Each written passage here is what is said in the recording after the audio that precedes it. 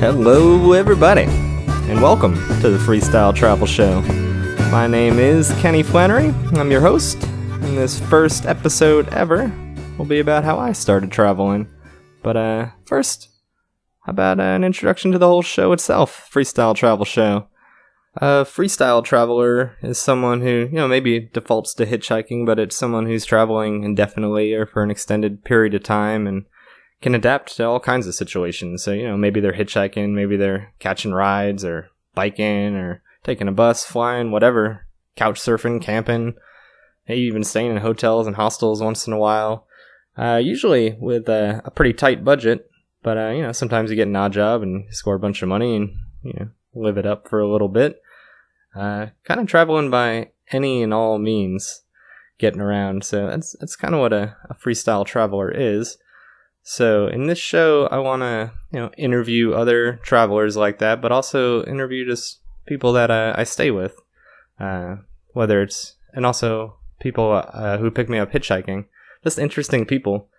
So not everyone will necessarily be a traveler that I talk to, but part of traveling is meeting people of all sorts, all kinds, and the sort of stories that go along with it. So every episode I'll either be, talking to someone, hearing their story, or some episodes I'll be sharing my stories. And then other episodes I'll be giving really specific tips, either on my own or with some of the people that I meet or friends, We'll go and we'll dig into one specific issue, whether it's how to pack really light, or hygiene on the road, or how to find super cheap flights if you're willing to be a little bit flexible. Things like that. So, if you're thinking about traveling, or if you're already on the road, or if you used to travel and just want a little nostalgia in your life, or, whatever. I'm sure there's a lot of people that are going to enjoy listening to this, and I'll even do some episodes on specific places, which would be pretty cool. So, kind of highlight one city and talk to someone from there and, tell you about all the cheap places to eat, the good places to hitchhike in and out of, and things like that. So, should be pretty cool altogether. I think I will dig it. And, this is all possible because of a Kickstarter I did to raise the money for the hosting for this podcast. It's not exactly free to do, but there's enough people who wanted it to happen, so I want to thank them first and foremost. And it was kind of funny, the Kickstarter I set up to last for 30 days, and I didn't need all that much money to make it happen, but it got funded within 5 hours of posting it. And in the end, it only took 7 people altogether, but I want to thank them first of all.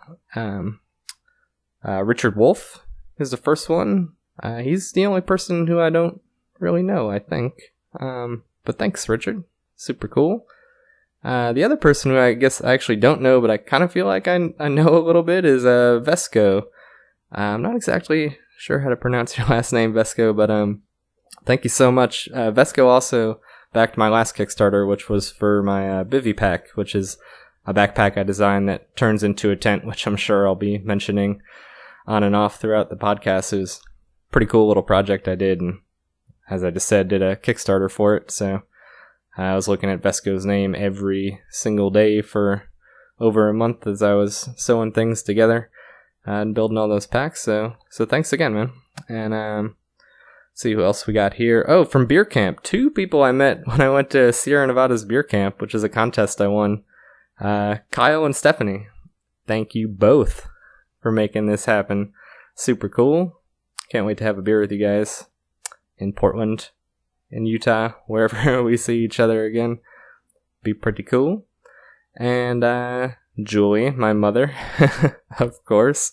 Thanks, Mom, pitching in. And then Christian, who made the biggest contribution of all, and will actually be on the show as a result, which I'm super stoked about. I met Christian while I was hitchhiking. He picked me up in Mississippi. Actually, I was heading towards Florida at the time to make those backpacks, actually. And he was super cool. He was on his way to make this machine, or at least, start working on it. Talk to a machine shop, and had some really cool stories about traveling back in the day as a model, and I don't know, we'll have a whole episode, and I'll let him tell the whole story. Real cool. I ended up staying with him and his family for a week, and just had a great time. Made a new friend out of it. That's part of the awesome part about hitchhiking. You never know who's going to pick you up. And the last person is Mandy. And Mandy is the reason I'm starting this podcast, pretty much. I was in Australia a month or two ago and hanging out with her, and she was talking about starting her podcast. And it just kind of got me inspired, especially because she was talking about specifics and things, and made me really start thinking about it. And yeah, just motivated me to do it. So I went ahead and set up that Kickstarter while I was still at her house and started getting things rolling. So thanks, Mandy. The next step for me is to get more subscribers to you, and the race is on. So let's see what you got. Yeah. Once her podcast comes out, I'll tell you guys all about it too. Also, I hope to get her on the show. I want to do an episode with her and my friend Walter. I met the two of them actually up in Alaska, and we were volunteering for this website, and then we hitchhiked down from there to Vancouver. It was an awesome trip, so that would make for one hell of an episode.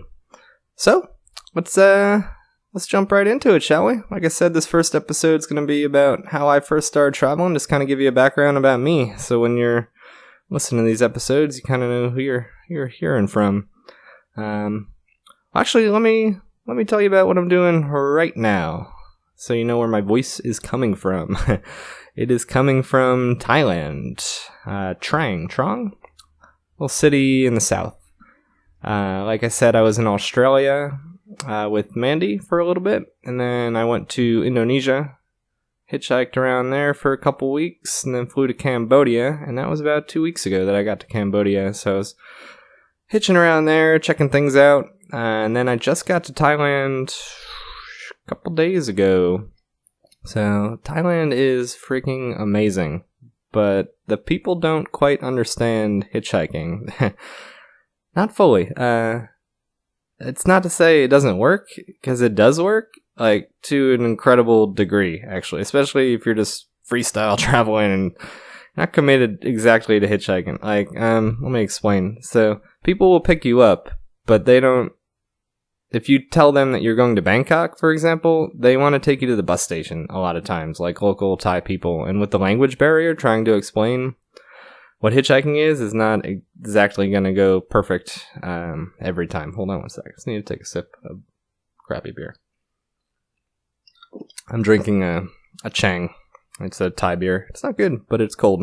And the fan's off, so I can record. So, anyways, hitchhiking here, when they pick you up, not everybody, but some people, yeah, they just want to take you to the bus station. So the best way I've found is to explain that I'm just walking, and I'll do a little thing with my fingers to show, like, that I'm walking, language barrier thing, and the people are just too friendly almost. Like, so perfect example, I got picked up actually going to the border in Cambodia by a Thai guy on a motorbike, and he ended up paying for a car to take me to the border.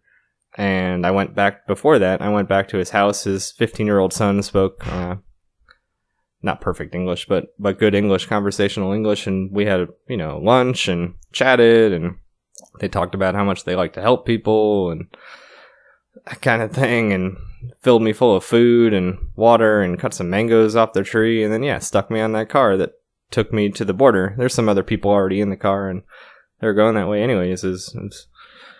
It kind of worked out really well. And then I got to the border and, crossed the border, stamped out of Cambodia, stamped in Thailand, walked for a bit.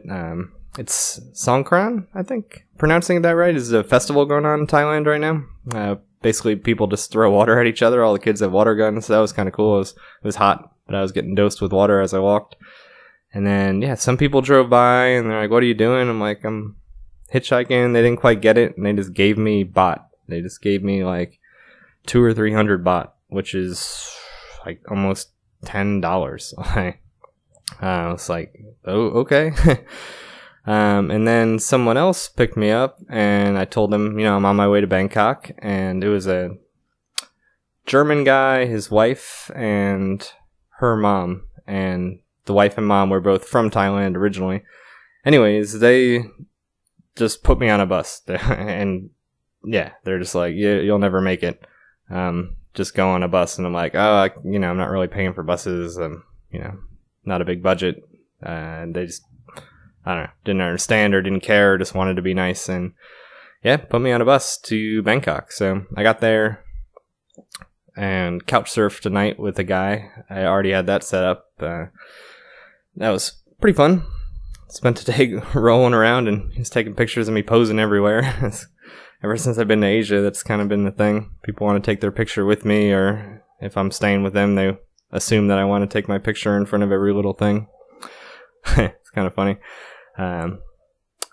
So I hitchhiked out of there, and I got one, normal hitchhiking ride. It was went 2 hours south, but then someone picked me up in this little beach town, and she was super nice, and with her colleague, and again, didn't think I would ever make it to the next beach town I was going to, so she also put me on a train.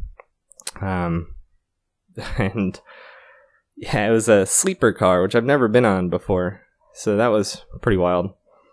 For me, anyway. I don't know, maybe a sleeper car is normal for some people, but I was like, this is so cool. 8-hour ride through the night, and I could just sleep, chill out. Again, amazing. They don't fully understand hitchhiking, but they'll do anything they can just to be incredible.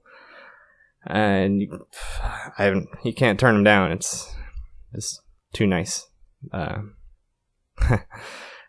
it's shocking. So, I mean, a lot good things happen all the time when you're hitchhiking. People are super friendly. But I was here 6 years ago last, and it was kind of the same thing. So, anyways, I did manage to hitchhike once I got off the train to the beach town I was going to, and now here to Trong, where I am now. And I used a bot that people gave me to pay for this guest room, which is 150 baht. It's about $5, so not too expensive anyways, and just chilling out, hitting the markets, and tomorrow I'll hitchhike to Malaysia and on to Nepal and do some cool stuff. And, I'll be recording along the way, so you'll hear about it. What's sip up here? So, that's what I'm doing now. Let me give you a little background on me. Introduction. I am Kenny Flannery, like I said, and I have been on the road for, it'll be 10 years this July. Pretty solid. The longest I've stayed in one place since 2007 is close to 2 months one time. Not long ago, actually, when I was I had this idea for a backpack that turns into a tent, I kind of mentioned earlier. And once the Kickstarter went through, I had to build a bunch of those. And it took a while. It's basically just sewing by myself. But besides that, the longest has been just over a month. But usually the longest I'll stay in one place is a few days, maybe a week. And that's what my life's been like for the last just about 10 years. I've been to a bunch of places around the world. I've been to every state in the United States. I've been across that country dozens and dozens of times. And yeah, when I can get a little bit of money together, I'll buy a plane ticket. I've gotten pretty good at finding cheap plane tickets, cheap times a year. Pick up odd jobs along the way, whether it's one day doing something for $100, digging some holes in the dirt, or moving some glass doors around, or I worked at a brewery for a few days, just assembling 6-packs. A lot of times in October, I'll go to California for the harvest season, and a few weeks to a month and a half there can, last me the whole year. I don't spend that much money every year. Yeah, maybe anywhere from $2,000 to $6,000 a year, I think, is basically what I've spent any given year in the last 10. And yeah, I default to hitchhiking to get around. Once I'm on land, I couch surf. That's a whole topic. I can have a whole episode about couch surfing. There's websites and stuff for it now. And I camp. Just kind of, cruise around. Do whatever feels cool. So the way I started living like this was initially, I grew up around New York City within an hour, mostly Connecticut, also New York. And went to school down in Florida for audio engineering, actually. And then I moved into New York City proper when I was about 20. Because I basically did like 4 years of school in 2 years. So I had, associates, bachelor's by 20, just because I went through the summers, nights, weekends, everything. Moved in with some friends there. I was living there, freelancing, working at different studios, interning, and kind of put all my eggs in one basket, I guess you could say, at this one studio there. My boss was someone I'd kind of heard of, not of him, but of his band. He was in this band called Twisted Sister back in the 80s. Like, we're not gonna take it. That band. And, he had some pretty cool clients coming in, stuff I had heard of, like ESPN and Curious George. And anyways, when I was first working there, it was just interning. It was not getting paid, and I was literally just picking up the phones, getting food for people. But then, as time went on, he started to trust me, and I was working on gigs myself. And eventually, a whole cartoon came in that just I was working on. I was the only engineer working on. And shortly after that, he handed me an envelope one morning, and he's like, I'm going to start giving you one of these every week. You paid your dues. So I was super stoked. And later on the subway, going back home, I opened up the envelope, and it was a check for $100. And, living in New York City, $100 a week for 40, 50 hours of work a week is not going to cut it. It's kind of an insult, I guess. I didn't know how to feel, but the only way I could react was by coming in less and trying to get other jobs. And I started a bunch of other random jobs, but one of them was temping. And the temping was whatever at first. I would go to different places every day. But then eventually I settled into this one place where I had to wear a suit and a different colored tie every day. Like literally there's 5 or 6 of us all just working reception. And Mondays we had to wear the red tie, Tuesdays the blue tie, Wednesday the yellow tie, like a uniform. It was soul sucking. Every day was the same as last week. And I don't know, it just really started to weigh on me.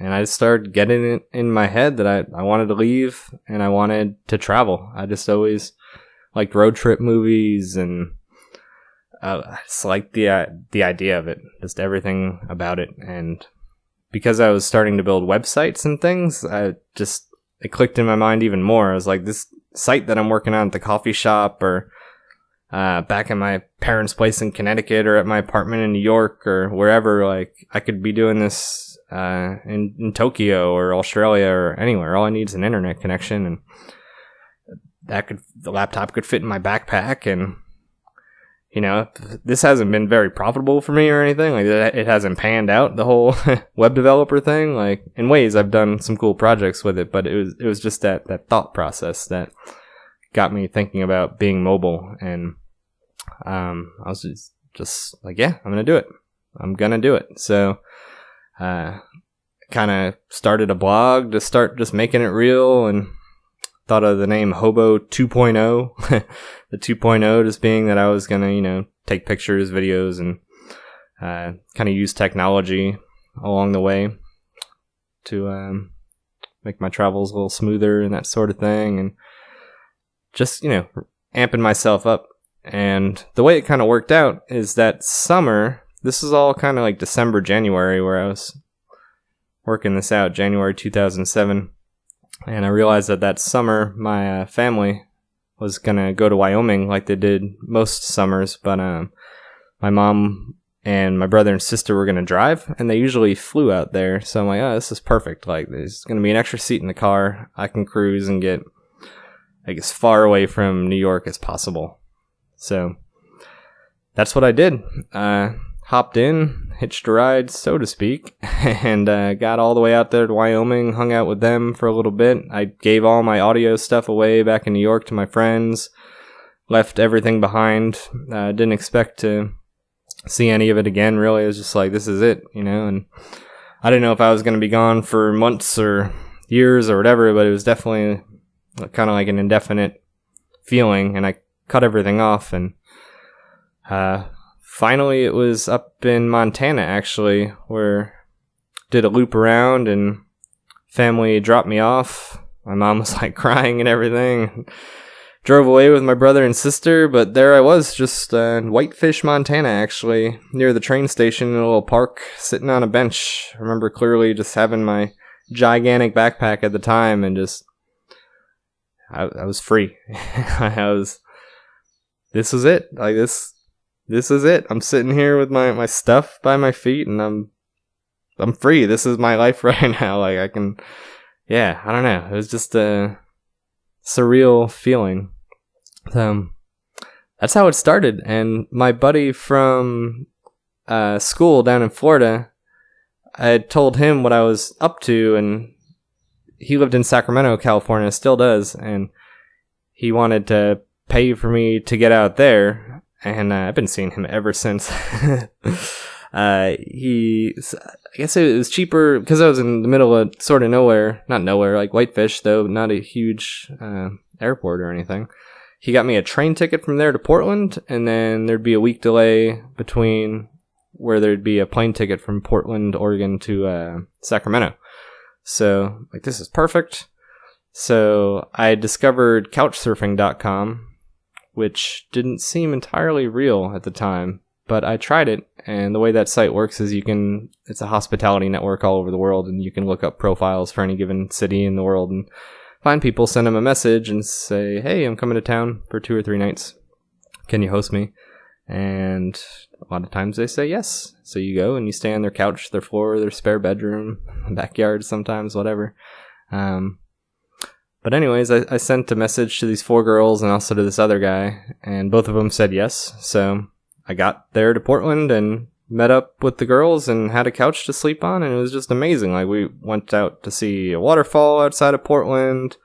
I poked around the city on my own a little bit. We would hang out, play cards, went to a couple bars and stuff. I went and met the other guy. Same sort of thing. And went back to the girls' place one more time, and then caught the flight to Aaron's. But the big takeaway there was like, wow, this website actually like works. Like, this is amazing. This is okay. It's totally free too. There's no money involved, and the people were great and showing me things I wouldn't have known. So right away I was like, okay, this is working. Like, this is cool. And I got down to Sacramento and hung out with Aaron. I think we spent like 2 or 3 weeks hanging out, and one day we went to Tahoe, Reno, drove around, and I used to play poker a lot when I was in school. And hold on, another sip of beer would be good. Oh, it's getting warmer. So we went and played craps all day, and I think between us we won $200 or $300. And again, I was like, okay, like, that's cool. Like, winning money, like, not spending much money, and the craps became a whole thing. I'll get to Vegas here in a second. So after hanging out with Aaron, I went down south. I saw my brother in California, and there's just something special about California, especially if you've never been there before. Like, if you've been there, maybe you take it for granted by now, or you just, I don't know, you just love it too much. But for people from New York, at least for me, like, it just feels like the end of the earth, like this really mystical place almost, in a way. And I was feeling that when I was over there. I'd been there once before, like with family, but I don't know, still it just felt like, I don't know, final frontier might not be the best word, but it is special, and got down there and I saw Aaron again in San Diego. His girlfriend, now wife at the time, girlfriend at the time, wife now, was going to school down there. We hung out, and then I finally did get to Vegas, and I had this whole craps strategy worked out from Reno and Tahoe, and I caught, I wasn't hitchhiking at this point. I was still taking buses and using Craigslist to find rides and, share gas money and stuff like that. And that's what I did, Craigslist, to get up to Vegas. And I got there like 9 o'clock at night. I hadn't found any couch surfers or anything like that. I had zero concept of what a hotel room cost. I didn't know if it was $5 a night or $1,000 a night. I mean, I'd stayed in hotel rooms like with family and other stuff, but I never paid for one. I just didn't know. So I had nowhere to stay. Set up 9 o'clock at night. Hop out, walk to the strip, and I had about $200 at that point. I'd been burning through a little bit of money in the initial months. But anyways, I went and I just started playing craps. This casino, and then that casino, and then this one for a few hours. You know, when you're playing, you're drinking for free too, and I was winning, like, a lot. And before the sun came up, like, as it was about to come up, I was in front of the Bellagio, the big fountains you see in movies sometimes. And I had $2,000 in my pockets at that point from my winnings, just in like 20s and hundreds, and just staring at the fountain with a big dumb grin on my face, like, all right. All right. Like, I really felt even more free. I just felt like everything's sinking in. Like, this is a way of life. And, you know, it's gambling. Like, money goes up and down, and it's just money and stuff. But at the time, like, that moment, it was just sinking in. Like, I've been moving all around, going wherever I want to go, staying however long I want to stay, seeing these places. I've never been to Vegas before, and obviously heard of Vegas all my life and California all my life, and I was just like, this is amazing. So anyways, that Vegas trip went on. I'll have to have a whole episode about Vegas saga, because it's been, quite the adventure over the years. But eventually I escaped out of there that trip. I got a Craigslist ride from a guy, dropped off in a random part of LA-ish kind of area, had a couch surfer in Santa Monica, and that's when I hitchhiked for the first time. I caught a ride from... back up for a second. I didn't know quite what to do, so I grabbed a marker, and I found a piece of cardboard, and I wrote a sign that said Santa Monica. I was somewhere north of there, I can't remember where. But first, like an idiot, I just walked to the movie theater parking lot and just held the sign up, and within 5 minutes I'm like, this is the dumbest thing I've done in a while. So I walked to the highway, the entrance in the direction that I was going, and held up the sign there, and within 5 minutes a truck stopped to stop traffic, whatever, a couple people honking, and I just ran up into the truck. It was a guy and his wife in the passenger seat, and I went in the back, and it turned out to be a food truck. And not only that, but the guy his wife went in the back and then made me a sandwich, gave me a bag of chips and a drink, and we kept cruising down the road. It's like, I told him what I was up to and how I just started traveling, etc., etc. And like, all right, this is hitchhiking? Like, obviously not every ride you're going to get a sandwich and stuff, but that was my first one. They dropped me off. I got a ride from a few other guys, and they took me right to Santa Monica, like, actually to the address that I was going to. They asked me where, and yeah, so 2 rides, and I got door-to-door service, actually. It was amazing.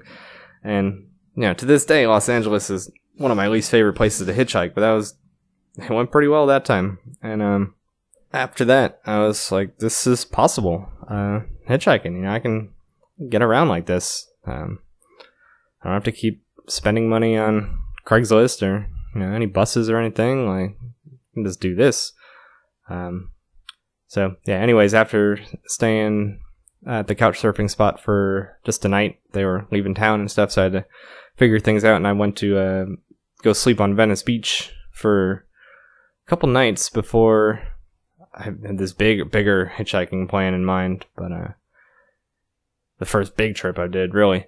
But there on Venice Beach was kind of interesting, because I chose the beach because it just seemed like, oh, got a camp, go to the beach. It's a big city. But it's a huge beach, and my main concern really was the police. I didn't know if it was legal to sleep on the beach, and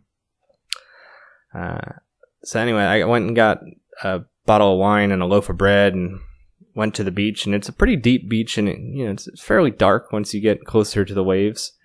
And I went there and I sat down. I'm like, I'm just going to chill here and, feel it out for a few minutes. And then like a guy walked by, and then someone else, and it just kind of made me a little more comfortable. I was like, all right, there's people on the beach, so it can't be too illegal to be on here. And these days I would never do that because I'm always trying to get totally hidden. Like I want to be in the woods or off the highway in the woods, somewhere, like places where people just don't go. I mean, forget the police. I don't want anyone to see me. But then I was just only worried about the legality of it. So these people walking by were comforting in a way. So it's like, all right, I guess it's not going to be patrolled or whatever. And popped open the wine and started chewing on some pieces of bread and sipping it, looking at the stars, looking at the waves and things. And then this one guy walking by just stopped, like kind of right in front of me, like 20 feet away, if that, 10 feet away, something, and was just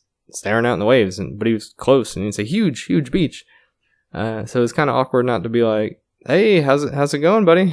Like, what are you up to? And, started talking, and it's like, yeah, I'll offer this guy some wine. I was like, hey, you want some wine or something? And ended up kind of being a mistake, but he sat down and took me up on it and gave him some wine. He was like a film guy, and I was kind of still fresh off the whole audio thing, and we were talking about that and this and the other thing, and eventually the conversation started getting a little boring, and I was getting tired and wanting to do some things in the morning, and he wasn't really getting the hint, and I was to the point where I was almost like getting in my sleeping bag, like, yeah, getting pretty tired, probably gonna go sleep here. And he just wasn't really acknowledging that and just kind of still sitting there. And finally I was like in my sleeping bag, like, why is this guy still sitting here? Like, and he's like, hey, so can I suck your dick?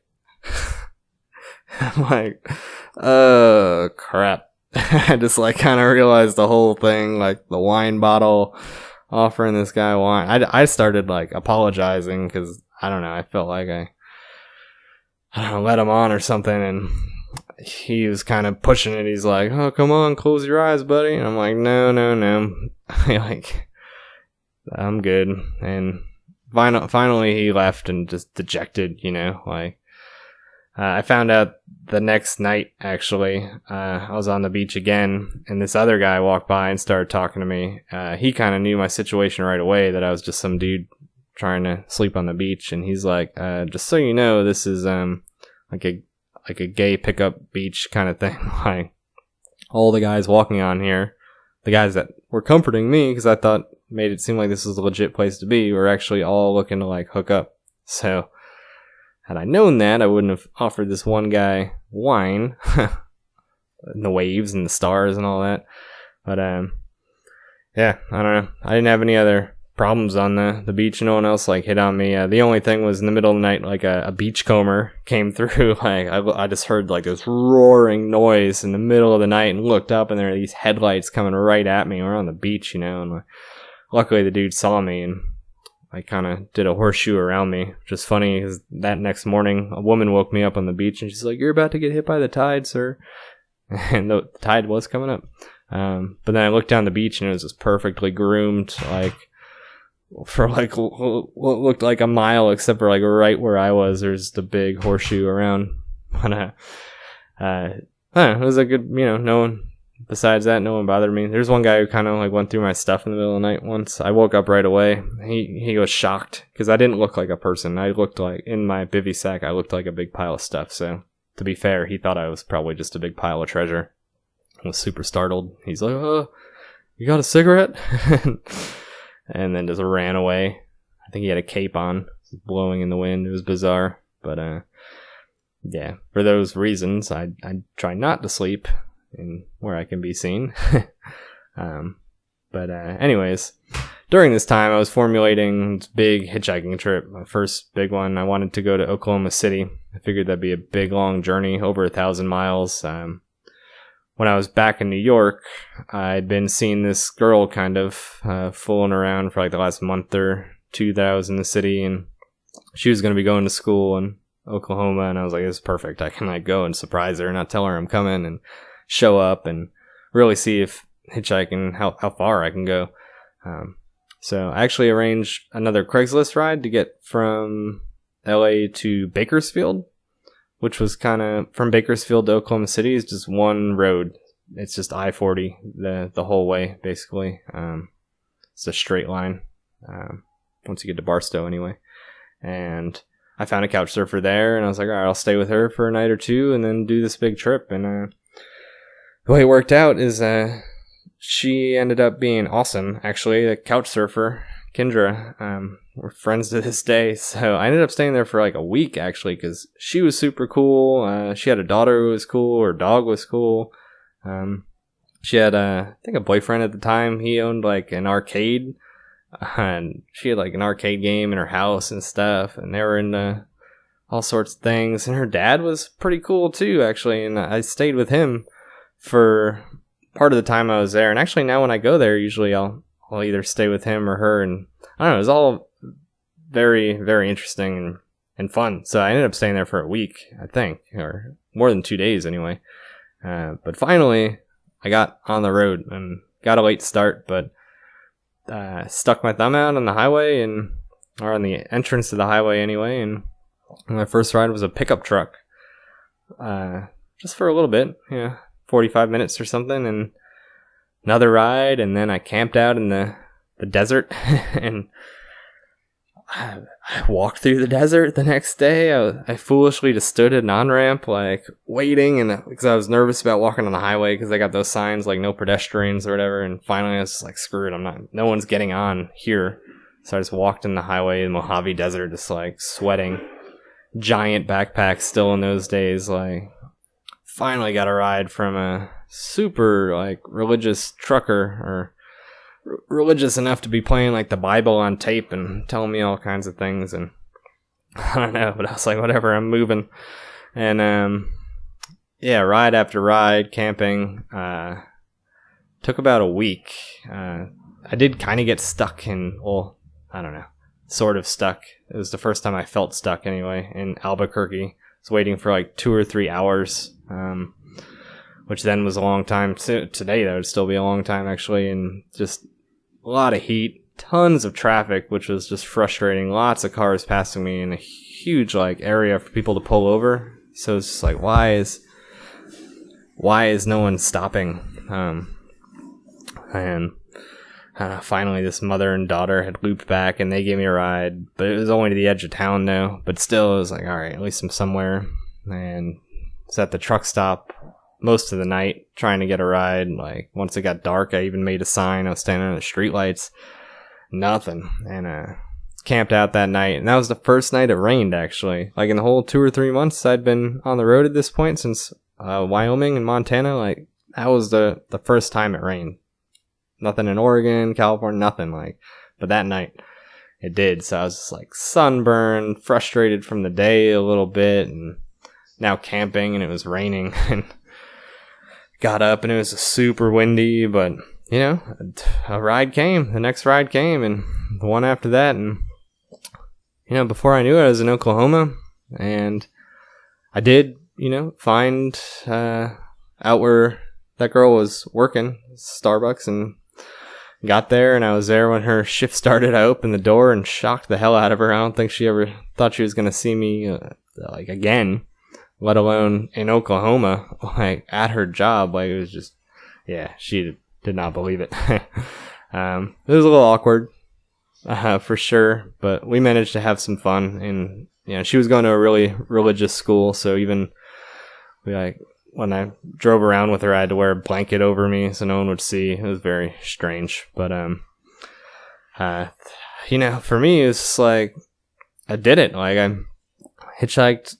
If I hitchhike this far, I can hitchhike any distance, and it was just the next level. I was like, I don't have to keep spending money on buses if I don't want to, or Craigslist rides. Like, this can be my way of transportation. At that point, I'd used couch surfing several times, and was spending not a lot of money, and in the ways that I was doing things for free, there was like the hidden benefit of just cool people. Like couch surfing, if you stay in a hotel or something, not only are you spending like all that money, but you're not meeting these people who live there and can tell you cool things. And hitchhiking, same thing. If you're on a bus, you're not meeting these people that are telling you things or taking you on little side adventures, or it's just it's a different thing altogether. And this was all hitting me right then. And plus, the Vegas thing a little bit was, I think at that point, had been the only way that money was coming in. But still, like, to me at that time especially, I was like, this is a possible thing. And it's just all hitting me at once. Like, I could just live like this. And 3 months in, now I'm almost 10 years in, and kind of proven that it's not too hard, and definitely sustainable for as long as you want it to be, really. And the plan is to keep going. So hope you enjoyed this show, and the next one's coming up. Be even more interesting.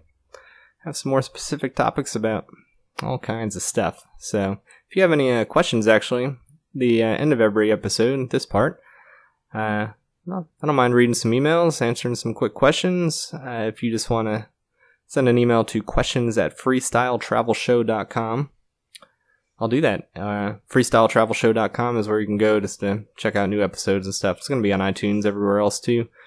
I'm also going to be on Twitter at Free Travel Show, and also on Facebook with similar names, Freestyle Travel Show. So find me anywhere, send me a message anywhere. You can always check out my personal stuff, hobolifestyle.com, and at hobolifestyle all over the dang place, from Instagram to Twitter to Facebook to YouTube, you name it. So that's it. Kenny Flannery, Freestyle Travel Show. See you down the road.